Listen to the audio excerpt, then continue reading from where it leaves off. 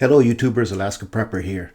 I don't know how I missed this article or this story since it's a couple of months old, but I thought that I think that it's pretty relevant to what's coming as far as prices go up in protein sources, okay? So I'm going to go ahead and read this for you. It's a very short article, by the way, all right? So hang in there. It's a very short article. Having said that, ladies and gentlemen, first of all, let me say real quick that as soon as I read this article, I have something pretty important to go over with you guys. I guess you can call it a vent. I really don't get upset at things, but there's something that I need to go over with you guys, and I would hope that you would stay to listen to what it is, all right? But it's going to be very quick. All right, so it says here, up to 200 million pigs to be culled or die from swine fever in China. And it says here, now I remember reading the 2 million or so pigs. I think I did a video on that a while back, but it wasn't 200 million, right? It says here, up to 200 million pigs could be culled or die from being infected as African swine fever spreads through China. Rabobank said, by far the highest such forecast yet, and underscoring the gravity of the epidemic in the world's top pork producer. Such a number would mark a huge chunk of the nation's pig herd, which Rabobank says stood at 360 million animals late last year, and comes as many in the industry say the spread of swine fever there is much worse than authorities have reported. So 200 million pigs is more than half of what they have in their entire country. That's a very big amount. And the reason I'm reporting this, ladies and gentlemen, or I'm reading this for you guys, is because, like I said before, if the demand for pork in China is high enough to where they will be willing to pay more for imports, even with tariffs, then that means that the supply for us here in this country and other countries is going to be stressed, okay? Because if they are willing to pay more for the pork that's imported, whether there's tariffs or not, all right, the supply may be stressed enough here to where the prices here in the U.S. will go up. And that's not accounting for the millions of hogs that were lost in India as well, okay? So, ladies and gentlemen, if you hear a little buzzing in the background, please excuse that. That's my darn computer. It's over 10 years old, and it seems that it likes to overheat quite often nowadays. So I actually have a cold pad under it. Okay, so let's carry on here. The drop would drag down China's pork output by 30% in 2019 from last year, Rabobank said in a statement last Thursday, boosting demand for meat imports and sapping appetite for animal feed made from commodities like soybeans. It's unprecedented, and there are many dimensions of the situation that are still not fully understood. Justin Sherrard, Rabobank's global strategist for animal protein, told Reuters. A total of between 150 and 200 million pigs will die from being infected with African swine fever or culled in the wake of outbreaks. Agriculture industry analysts at the bank said. China, which produces about half of the world's pork this week, said it had culled 1.01 million pigs to control the disease. It has reported 124 outbreaks since August last year, with the virus having reached every province part of the southern island of Hainan and continuing to spread. Give me a second here, ladies and gentlemen. Okay. The Agriculture Ministry, which did not respond to a fax requesting comment on Friday, has repeatedly said the situation is under control. China's pork production is seen at around 38 million tons in 2019 versus 54 million tons last year, Scherer told Reuters, citing the company's latest forecast. That would be the lowest level in the last 20 years, according to the National Bureau of Statistics data, which with repercussions across the global market for all animal proteins. And the reason it's going to be for all animal proteins, ladies and gentlemen, is because if one meat becomes too expensive, then you go ahead and you buy another meat that's less expensive, and it puts more of a strain on that type of meat as well. Okay, so I hope that makes sense. The decline would be nearly 30% larger than annual output in the United States and equivalent to Europe's yearly pork supply. The United States Department of Agriculture has forecasted a smaller decline in China's pork output this year, around 10%. So to make a long story short, ladies and gentlemen, the price of proteins is going to go up. Now, I read another article, which I'm not going to reference here, that said that China has about a 1-year supply of frozen pork that they always keep on hand. And that because of that 1-year supply that they have, that prices of pork may not rise very quickly for the next 6 months to a year, because they're going to be putting that into the market. All right, so they're going to still have some kind of a supply. But what happens after that? What happens if this swine flu gets worse and it spreads more and they lose even more pork and they have to import even more? Like this article here said, the amount of lost pork in China is more than what we here produce in the United States. Okay, so just think about that. If the Chinese really wanted to get that pork and they didn't care what the price was, they could very easily, start bidding higher and higher prices for the pork. And one thing that's always in the back of my mind when I read these kinds of articles is, well, will the Chinese decide to pay whatever it takes to import the pork that they need for their protein needs? And the answer to that my opinion is that yes, because China sits on like $1.2 trillion worth of US bonds and treasury notes. And if it takes the Chinese government to dip into those bonds and treasury notes to subsidize pork meat that they have to import, then I think they would do it, because China's population is so large that I don't think that the government would be able to control an upheaval in their population. And one of the things that has always, throughout history, all right, that has always resulted in upheaval towards governments is when the food gets too expensive, all right, or non-existent. Okay, when people cannot afford to eat, there's upheaval. I read somewhere that once food becomes inflated at over 40%, people start to protest and start to do things that they normally wouldn't, because they can't afford to spend 40% of their income just on food. All right. So having said that, ladies and gentlemen, I'd appreciate it if you guys left your comments and let me know what you guys think about it. And if there's any insiders out there that are in the industry and you have better information, please share it with us. Okay? Because I think this is pretty important to keep track of. I remember a commenter, a community member once commenting, "This is happening in China. How is it going to affect us here in the US?" Well, it can, right? So that's it for this article. I want to go ahead and read with you guys a comment that I received not too long ago. And the comment says, "I'm sorry, but everything you have been posting lately is like an advertisement for these companies. I liked your videos before." Okay, valid comment. It's not disrespectful. So I was more than happy to reply to the comment. And the comment and the reply that I did goes like this. I said, "Hello.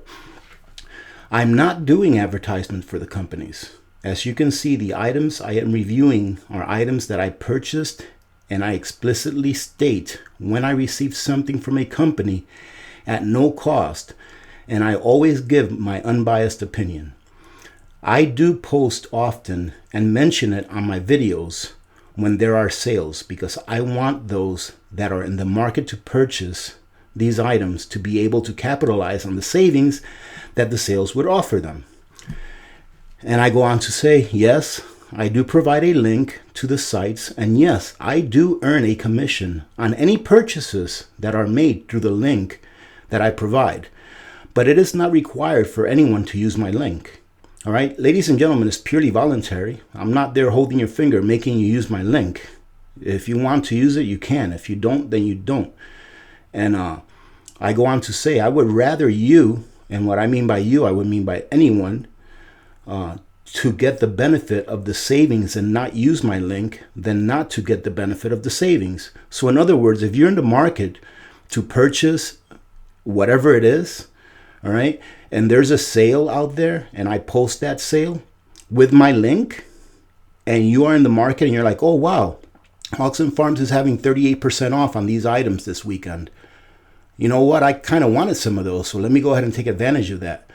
And let me go ahead and use AP's link because he provided it for me. Then I appreciate it, okay? Now, the big question is, am I doing this to become wealthy? And the answer is no. I am already wealthy in all things, all right? And what I mean by I am already wealthy in all things is that I'm here standing, I'm alive, I'm breathing, I'm in fairly good health. I have a home that I can live in, all right? And I have, and my family has everything that they need to sustain life and to live a comfortable standard of living, all right? I am already wealthy in all things, but the revenue stream does allow me to pay it forward, and it also allows me to continue to review new and popular items that may be of interest to some of our community members. Now, the Patreon site I started, which I explained to you guys why I started it, and thank you very much to my new Patreons. Thank you guys for jumping on board. I'm going to be giving you guys a shout out on Sunday's video. All right. So the Patreon site I started does not have a minimum contribution. So ladies and gentlemen, you can go on there and give $1 and that will give you access. All right. And it'll give you assurance that if something does happen, like I said before, I'm not saying it's going to happen. I have no idea. But if something does, there will be a platform that we can continue doing what we're doing. All right. Let's see. Patreon site I started does not have a minimum contribution amount, and anyone can pledge anything they want and don't have to participate if they don't want to. And I will use some of the Patreon earnings to give to those who contributed as well. And then I put here, I truly appreciate your candor and classy way of stating your opinion. So thank you. Thank you for that, and God bless. All right. And ladies and gentlemen, this is what I want to get to right here. All right. Now, I truly don't feel like I should have to do this, but I'm going to do this one time and this one time alone. And that's all there's to it. Okay. So I want you to see what YouTube has paid me since I started doing giveaways, which was like November, December of last year. Okay, of 2018. I started doing giveaways a little earlier than that, but they were very, very small giveaways. And because it was coming out of pocket, I really wasn't earning much from YouTube. I think my first 1 or 2 paychecks from YouTube were like $26 or $60 or something like that. Not much at all. So I want you to see that, first of all, I want you to see that this date up here in the right-hand corner is from the beginning of December to the end of May. Okay, from the beginning of December to the end of May, YouTube has paid me $4,684. Okay, now that's before taxes. All right, you subtract 25% of that for taxes. All right, and I'm left with about, let me see, 25% is 1,150.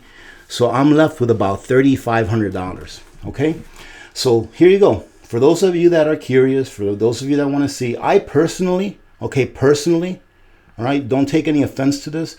Personally, I think this is no one's business, but I'm happy to show it out there because I don't like comments that, whether they're nice or not, all right, I don't like comments that imply that I'm doing this for the money, all right? Do I believe that if I were doing this for the money, that it would be okay? Absolutely. I think that if you start, and I actually had a conversation with someone not too long ago that that needed to talk to me, asking, hey, what can I do? This is what's wrong. This is what's wrong. I have an income problem and this and that. And after this person told me their story, I said, listen, your story sounds like an awesome book. I would like read that book, the story you just told me. I would read it. And I actually recommended to this person, why don't you start a YouTube channel? and name it this, and then just tell your story from day one. Maybe do 15, 20-minute segments and tell your story from day one. And I bet you that out of the 3.5 to 4 billion people that are on YouTube, I bet you that a few thousand would find your story interesting and you can earn revenue. I didn't tell him earn revenue so you can give it away. No, earn revenue to better your life and to better your family's life. Okay, so I have absolutely no problem with any creator. Not because I'm a creator. I had absolutely no problem with any creator before, I got on YouTube. All right, making a living off of YouTube if that's what they decide to do.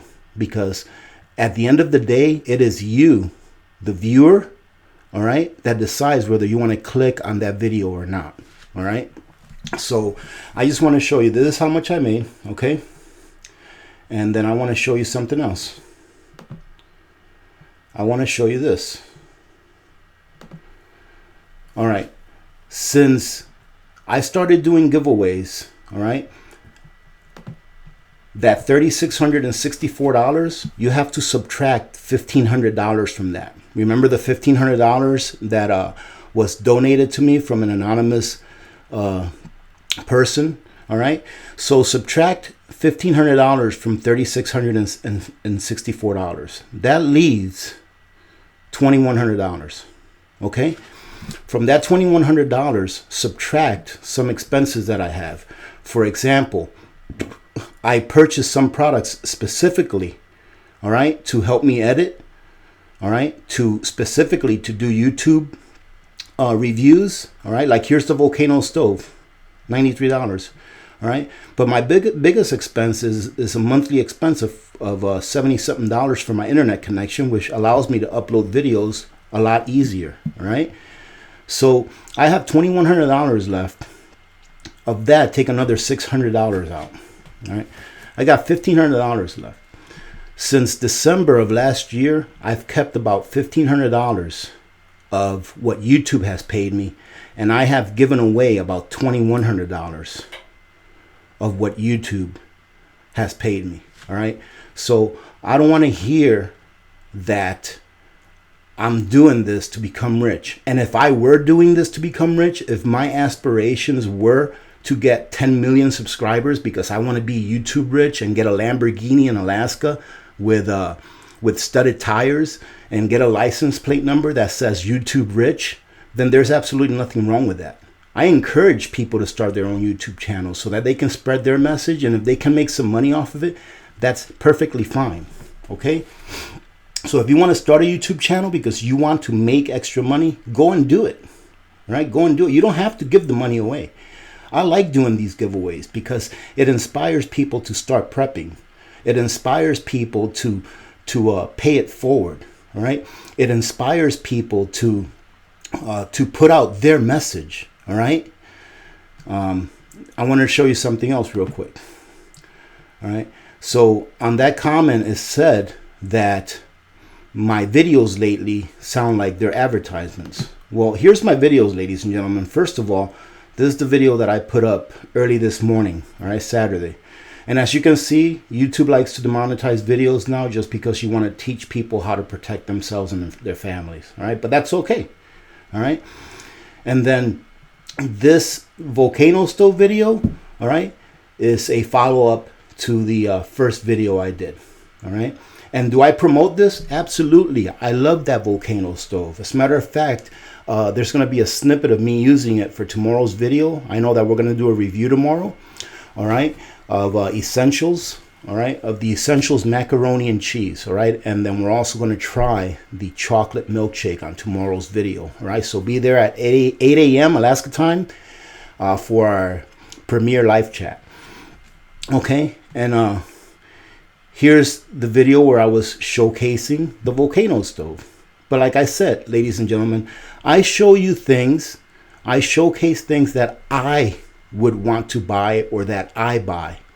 And if I review something, all right, that a company has given me, like this Essentials review right here, I always let you know I was given this for free. If you go back to this video right here, I told you guys, I said, disclaimer, this company sent me this product for free so that I can review it. However, my reviews are non-biased. All right. And ladies and gentlemen, if you want to support the channel, these are my links. All right. I do get revenue from these links. All right. If you ask any YouTube creator, all right, I'm more of a low-tech YouTube creator. All right. So I probably don't have as high a ratio, but I can tell you what my ratio is. For about every 30 minutes that I spend putting up, for about every 30 minutes of a YouTube video that I have, because my YouTube videos are usually average about 30 minutes. If you compile them all, they're like average 30 minutes each, which is kind of high for YouTube videos, all right? If I really wanted to make a lot of money, I would cut my YouTube videos down to like 12, 13 minutes, put an ad in the middle, and do 2 or 3 a day, all right? But if I were to tell you that if I put up a 30-minute video, I've probably got at least 2 hours into every 30 minutes worth of video that I put up, okay? And if that 2 hours, 2.5 hours, sometimes 3, like today, I have to go to the store and pick some things up for the video that I'm doing today, all right, for tomorrow morning, for Sunday, all right? And sometimes I spend more than 2 hours for every 30-minute video, right? If you don't think that that 2 hours or 2.5 hours per 30-minute video that I put up is not worth me taking a couple extra dollars from what YouTube pays me, or the small amounts that I get from you guys using my links, then just don't use them. You know, then just don't use them. Of course I want you to use them, all right? A lot of this money, a lot of the excess money that I have after I do giveaways and stuff, I get prepping stuff with. And 99% of the things that I get, you know, that are prepping stuff that I use that extra money for, I show you guys and I let you guys know what it's like. There are some things that I don't like that I wouldn't buy again, but I already bought them, all right? That saves you, the prospective consumer, from having to buy something that you may not like and having already had spent the money. All right. For example, those red feather butters that I got that came all dented up. A lot of you decided not to purchase that red feather butter from Amazon anymore because you don't want to take the chance of them coming in all dented up. You know what? That's saving you some time and effort. All right. So, yes, please use my links. Help to support what I do. This is how you support it. This is how you pay it forward. I'm not asking you to spend any more money. I'm not asking you to donate money to me. Okay? Any money that's donated to me, the only money site that I have is the Buy Me a Coffee site. And you already know that contributions made to this site will go to a local charity, right? And I may expand that later on to do charity for maybe some community members that may really need it. That's something that I really have to work on and think about, okay? So yes, please do support my site. And as far as Patreon, I explained to you guys why I started a Patreon, all right? So please don't accuse me of trying to use you all right, to make income. And if that was the case, I want you to understand. I want you to know how I feel. If that was the case, that I was doing this channel just to make money, there's absolutely nothing wrong with that. Right? Because it is a service that is being provided to people that decide to click on that video. All right. So I can see already losing, you know, a few good subscribers from this video, but I'm not going to sit here and tell you something that I'm feeling when I'm not, if you understand what I mean. I'm not going to tell you stuff that you just want to hear because it's going to make you feel good. All right. That is the truth. All right. I'm not going to do a video like this again. So if you think that I'm only on here to capitalize, all right, then you are very welcome to go somewhere else. You really are. All right.